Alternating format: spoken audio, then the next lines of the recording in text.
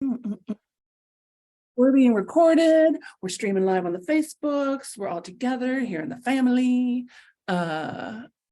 Oh, that's right. Veronica's reminding me that Facebook will mute my audio if I sing a copyrighted song, because you're right, I don't have permission.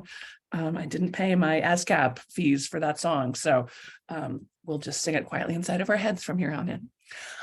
Good. As you can see, I am not at home. I am at the lovely Fairmont Hotel in Austin at a conference with a bunch of other entrepreneurs, learning a lot. Mary Kay is here too, and Hannah, some of our team members. So we're all here together and thinking of things and strategizing around the business and making all these expense ratios and project plans and all the really heavy lifting of entrepreneurship, the real ditch digging part of it. So it's not fun, but it's fun to be here together. So let's start with our breathing, right? Let's start with our centering in to this moment. Let's start with the joy of this moment. Let's start with all of the possibility and potentiality in this moment. You can go anywhere from here. You can go anywhere from here. How do you feel about that? All right, so let your belly go really soft. Drop your shoulders down and back. And you ready? Let's inhale, 2, 3, 4, hold, 2, 3, 4, 5, 6, 7. Exhale, 2, 3, 4, 5, 6, 7, 8. Inhale, 2, 3, 4, hold, 2, 3, 4, 5, 6, 7. Exhale, 2, 3, 4, 5, 6, 7, 8. Inhale, 2, 3, 4, hold, 2, 3, 4, 5, 6, 7. Exhale, 2, 3, 4, 5, 6, 7, 8. Thank you. Thank you for doing that with me. We're talking today about quitting. Quitting. Sometimes it's time to quit. I have to say, as y'all know, I lived in Southern California for almost 30 years and recently moved to Connecticut. And there was a couple of mental shifts that I had to make in order to make that physical shift. And one of them was always before, when friends of mine, people I knew, would leave California for whatever reason, a different opportunity, they just got sick of it, they family, whatever. I always thought to myself, quitters. New Yorkers are like this too, right? When New Yorkers leave New York, they're like quitters. Can't hack it, huh? Even though I knew they were leaving for perfectly good reasons, but I had this little smug thing that I was holding on to about no.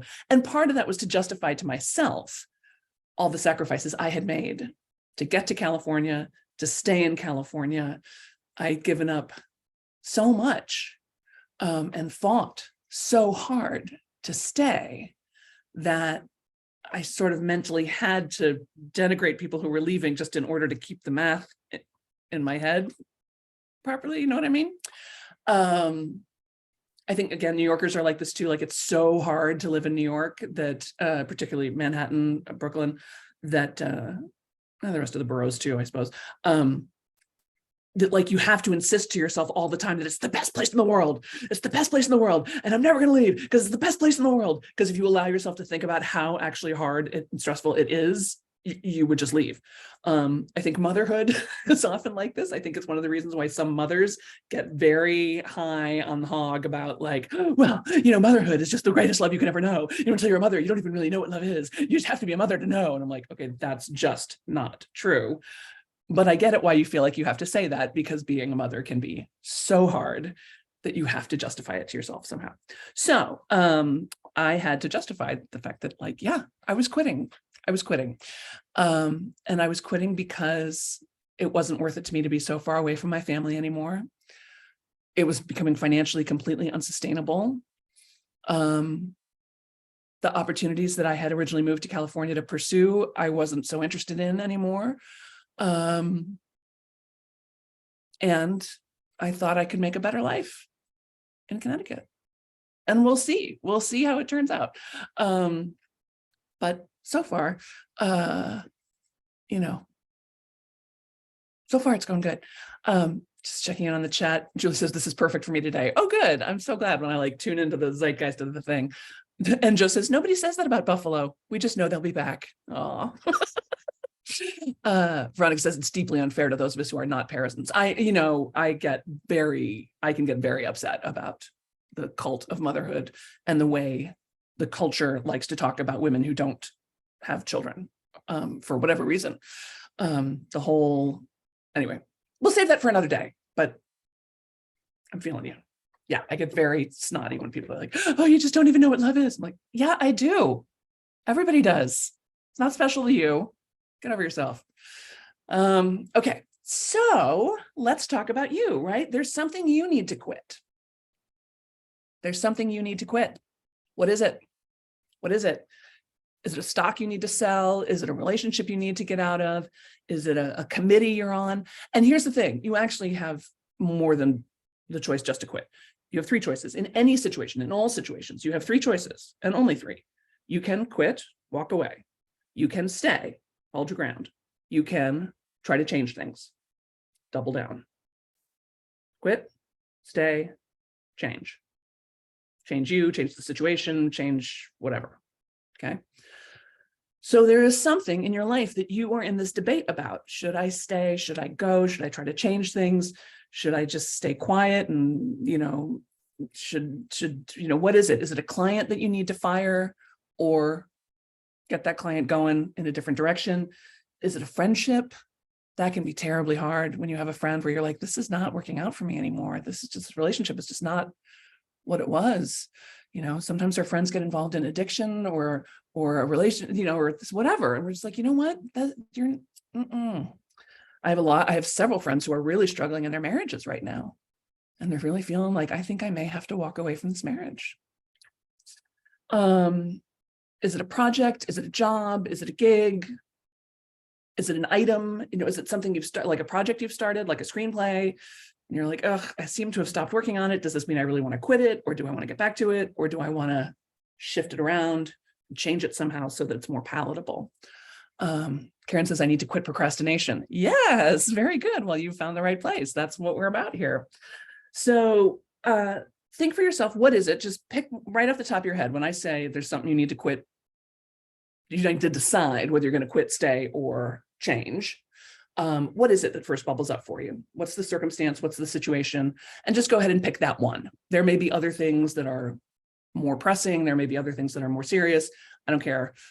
I just want you to pick one for the purposes of this exercise, okay? Sue says, I need to quit being afraid of keep. Yes, exactly. Lee says, I need to quit hiding. Yes. Lori says, it's my home. I love it, but it's too much now. So we're moving to a condo. I've been up early, totally depressing about the listing going up today. I really have to listen to you today. Oh, honey, yeah. Yeah, well, of course it's going to be a little heartbreak for sure. Maybe even a big heartbreak. And Joe says, I need to quit scrolling. Yep. Julie says, what I'm working on is quitting my old attitudes and assumptions about certain things that in the past I would have looked at as quitting being the only option. Right. Good. All right. So as you are thinking about this, do I stay? Do I leave? Do I try to change things? I want to remind you, and listen to me carefully, you may want to write this down. Hope is not a strategy. Hope is not a strategy, right? So you've got a situation that's kind of sucky. You can quit, walk away. You can stay, which means you are committed to staying in the situation as it is, understanding that it probably will not change. People probably will not change. In general, people are doing the best with their lives that they know how to do. They're giving you the best they got. It might be that their best is kind of shitty or just not working for you anymore. Right? But if you're going to stay, you can't stay and be like, well, I'm staying. I'm just hoping that something might shift. No, that's a total cop-out. Just stay acknowledging that it's probably going to stay the way it is, right? might change, but we're not going to count on that. We're not going to hope and call that a strategy. Or we can say, you know what, I'm really going to work to change things or change my own attitude about things. Sue says, now have you gone to Medlin, Sam? I know, but I know how it is, especially with optimists and dreamers like you all. You tend to, sort of go to like, well, maybe it'll be different later. I can take some more punishment. I can do it. It's okay. And I want to tell you, no, that's not the way this goes. You need to be in the driver's seat. You need to decide. Okay. June says it takes a lot of energy to quit. It can, but it also frees up a lot of energy, right? So we're going to do two things. First, we're going to make some 90-second art about quit, stay, change. So I want you to take a piece of paper. Here's a nice one from the Fairmont. And they have nice pads of paper here. Divide it into 3, right? So give yourself 3 areas. And I'm going to I'll give you more than 90 seconds, but not by very much. I'm going to give you like 2 minutes. And I just want you to draw out the feeling of what it might mean to quit, what it might mean to stay, and what it might mean to change, to work to change things, right? So this is where I'm going to draw how it feels, how I think it's going to feel to quit. Here's where I'm going to draw how it might feel to stay, and here's how I'm going to draw where it might feel to, what it might feel like to change things. Again, this is not art. No one ever needs to see this. It's just what comes to your head. What's the feeling? What's the shape? What's the color? Stick figures, is fine. Just roll out whatever you got, just so that you can get whatever feeling is inside of your heart onto the paper. Everybody clear what we're doing? Anybody have any questions? I'm setting my timer. Here we go. You got 2 minutes to just put on paper what you think it might feel like as you contemplate quitting, staying, or trying to change things in this specific circumstance that you've chosen for yourself. Good? Go. I'm going to do it too.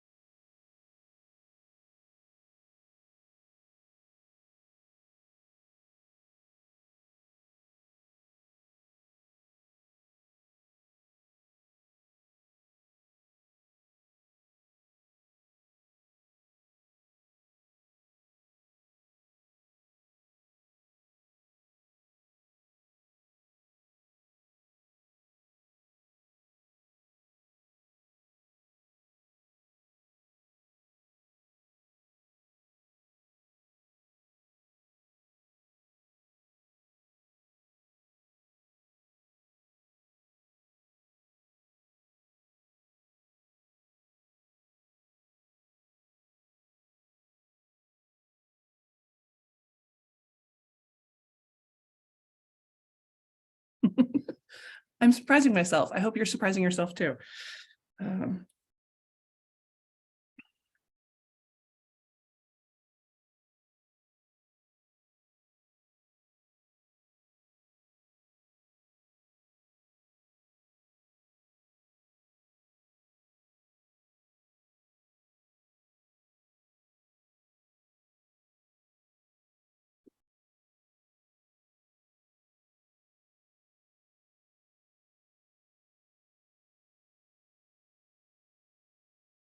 Okay. Got about 15 seconds left.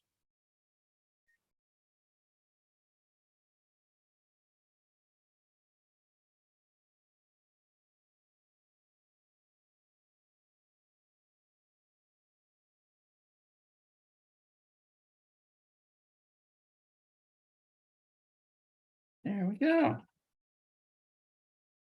Okay. So what did you discover as you drew your emotional internal self, right? How I was a little surprised to find that when I thought about quitting, it made me feel very alone and like I was in the middle of a target. Like if I walked away from the situation, I would be alone and vulnerable. If I stay, I'm crying, but there's also dollar signs. There's also money involved. So it's like it's raining tears, but it's also raining money. I'm like, that's interesting. And if I were to double down and try and change things, well, we might need a new rule book, right? I might have to say, look, here are the new rules of how we're going to interact. Here's the new rules of how we're going to behave with each other, because this old way is making me feel sad. I'm curious what you found. What did you discover as you made your pictures about what it might be like to stay, what it might be like to leave, what it might be like to work to change?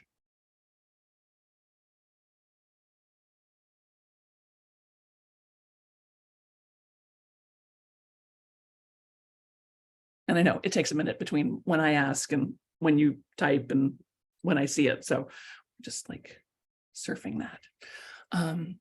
I'm always surprised by this 90-second art thing. I think I know how I feel. I think I know what I'm thinking. And then I do this and it turns out I don't. And particularly since I'm not I don't think very visually. So it's always, like I said, it's always a little bit of a surprise to me.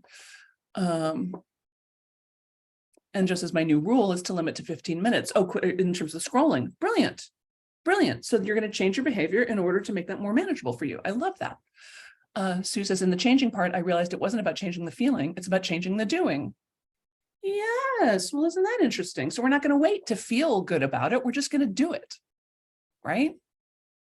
This is so important. I have a friend who's, I'm going to see this weekend actually, and she's wonderful, wonderful, brilliant yoga teacher. You know, she's a very physical, kinesthetic person. She's very kinesthetically oriented. And sometimes in her life, and I think she would say this about herself, that she's had trouble making decisions because she's always waiting for it to feel right inside of her body. But as we know, the way you feel inside of your body is a very changeable thing. So like, it's pretty rare that you're going to go like, oh, I feel perfectly settled about my relationship with this person. I feel perfectly settled about this job opportunity. And that feeling of settled persists. So I'm going to go ahead with it. It's like, no, you gotta be willing to surf it, right? So understand that I'm not going to wait to feel like it's comfortable. I'm not going to wait to feel like I like it. I'm just going to do it because I know I got to do it. Let's see. Veronica says, in the change section, I ended up listing out the Scout law. Changing is the thing that is most in alignment with my values. That's excellent, right? When we call ourselves forward based on our values, again, we're not waiting for it to feel good. We're saying, this is the person I want to be. This is the life I want to lead. This is the example I want to set. Great. Lori says, as I am in the moving stage, it's a process. Some days it's great and exciting, and other days it's hard and wondering if I'll ever get it done successfully. My picture had me changing from smiles to tears to frustration, but then to satisfaction and a new journey. There was sunshine, rain, and then good weather again. Oh, Lori, yeah. I mean, you're in it, girl. You are right in the thick of it right this second, right? And I think you're right. I think it's just like the weather. You just got to wait for it to change and let this, and there's grieving happening, right? There's grief. I certainly felt grief when I left Carpinteria and when I left California. I still do. I'm still heartbroken about it. And so, like all grief, we just let it wash over us. We feel it and then we let it go. And it comes and goes like that. Julie says, quitting felt like being an ostrich with my head in the sand and also being blindfolded in the dark. Staying felt like Sisyphus pushing several boulders up the mountain. Changing things ended up me holding a couple of other people's hands and skipping off into the sunny distance. Whee! Oh my goodness, Julie, I love that. I love that. Lee says, I found change wasn't enough. Need to break through and grow all in. Great. June says, me staying has me relaxing in a hammock with the bomb going off in the distance. Babe, that's awesome. I remember coaching somebody too earlier this year where they were sort of thinking about quitting their job, but it's kind of a high paying job and they weren't really sure what else they would do. And I said, I'll tell you what, why don't you just quit inside of your mind? Just decide that you're quitting like in 3 months and just approach the job like, no, I quit this job. I'm not doing this job. And, stop doing the things that you don't care about doing. Like, don't stay late for that meeting. Don't tell them you'll take on extra responsibility because you quit, right? And so like basically you're just pretending that you're quitting, but it made a huge difference for her. It was a real shift. All of a sudden she could stop like expecting so much from this job, expecting satisfaction that wasn't coming, and just sort of show up, do the job, and go home with this idea of like, yeah, I'm quitting. I'm going to do this other thing. And then she started putting some energy on the other thing. And now she's a little bit better balance. And I believe, last I heard anyway, she was staying in the job, but had a much cleaner relationship with it, and was also still sort of making some efforts in this other direction. So, you know, quitting with a bomb going off, I think is totally legit stance. I love that. All right. And just as my stay was grieving with a clock with tears for wasted time. Gotta remember, honey, you can't waste time. It's not possible. You can't waste time. You can't waste your life. You can't waste money. It just goes where it goes. It's fine. You can't undo it, so it must be fine. Right? There's no other you making better use of that time. There's just you. And if you were doing it, then you were doing it. It was the right thing for you to be doing at the time. How do we know? Because it's what you were doing. Right? You want to do differently in the future? Great. Great. But you don't, you can't waste time. Can't waste time, can't waste your life, can't waste money. Stop thinking that way. Stop thinking that way. It's just punishment. All right, so here's what I got now. I would like you to spend, let's see, like 8 minutes taking some inspired action around this decision that you just made, right? So maybe you need to send an email, maybe you need to make a phone call, maybe you need to make a list, maybe you need to throw something away, maybe you need to clear your desktop, maybe you need to delete some apps. Maybe you need to delete the TikTok or from your phone, maybe. But think about what the next inspired right action would be for you, given the information you now have about quitting, staying, or trying to change things. And what is one small, done in 5 to 7 minutes, easily affordable action that you can take right now? And I'm going to do our countdown, right? So yeah, let's call that 7 minutes. All right, so it's going to be a quick one, less than half of our 15 minutes, but I think you guys can do it. Ready? 7 minutes, counting down.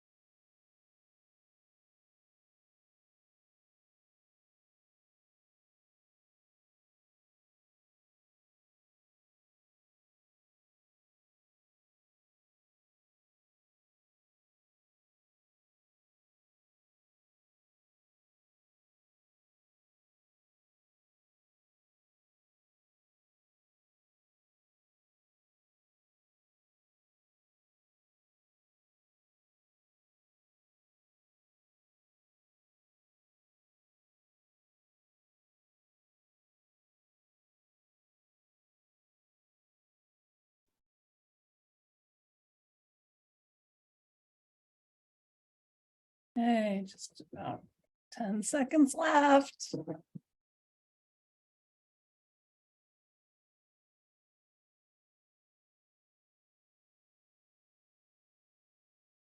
Right.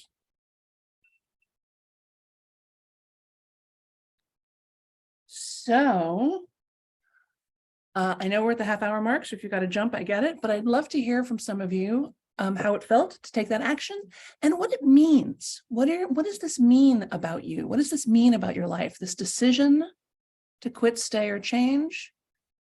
Like, what's the larger impact of this on you and your life?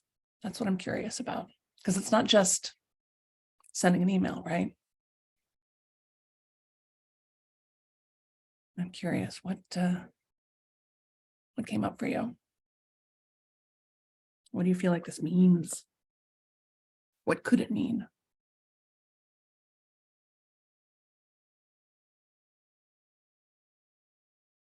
And just as it means I'm really in charge of me. Yes. Yes. And then, Joe, especially for scrolling, because you got to remember, some of the brightest minds in the world have invested years of study and testing and implementation to make those scrolls as sticky as possible. You know, it's like the people who invent casino games for Las Vegas. Like, they need to do it just so it's just interesting enough to hold your attention, but not so interesting that you can't be drunk and still do it. Right? And they got it dialed. Like, they know you better than you know you. So it's not totally your fault, right? But to remember, like, oh, that's right. I don't need to be manipulated by this algorithm. I can be in charge of me. That's great. That's great. Edith says, shifting my relationships so there's room for me in my own life. Yes. Who's more important in your life than you? Be self-centered. You be in the center of yourself. Someone says you're self-centered. You say, I certainly hope so. I am in the center of myself. Who's in the center of you, right? Julie says, felt great. I had an attitude adjustment about what the cats were doing. And also texted someone I hadn't wanted to bother about something that will affect my day tomorrow. There, done, easy. Larger impact, I'm in charge of how I feel about things. Yes. Yes. And you're allowed to bother people. And chances are you weren't bothering them anyway, but even if you were, too fucking bad. You need to know, right? For tomorrow. So there you go. Sue says, I was working on email 2 in my new welcome sequence, and now it's the new whole me who's writing. Big fun. Isn't that great? Like, it goes from being a chore to being like, oh my God, I get to express this stuff that I've been wanting to say to the world for so long. Lisa's transformation and growth. Good. Lori says, I approved the photos, added a phrase to the listing verbiage, and realized that I love this place and it will be hard to leave, but I'm looking forward to new freedom for both myself and my husband. More tears. Yeah, we're right there with you, Lori, but good job, right? You cry, you take some action. You cry, you take some action. Rest, drink more water, cry, take some action. Good stuff. That's beautiful, you guys. Thank you for sharing that with me. That means a lot and I think it's important for you too to understand that, you know, a little 5, 10 minute, 15-minute action has a real ripple effect. And what is the larger feeling of being in charge of your life, in making room for your life, in your life for you? Where else could that show up today? Right? Great. Karen says, drafting my e-boost communication for my Reiki biz. Great. Great. Love that. Yeah. So, you know, and again, Karen, let your freak flag fly, you know, say it the way you want to say it. Don't use marketing language, you know, say the truth as you know it to be. Because if you want to help people, you're going to have to kind of punch them between the eyes a little bit in the world's most loving way. I think you know what I mean. Okay, great. Let's do one more breath to close out this circle. Thank you for spending this time with me. I'm delighted. For those of you in Get It Done Live, I will see you later tonight for our Q&A session. And yeah, take good care, everybody. Mwah. Let's inhale, 2, 3, 4, hold, 2, 3, 4, 5, 6, 7. Exhale, 2, 3, 4, 5, 6, 7, 8. Thank you, everybody. Thank you for doing this with me. Mwah. Talk soon.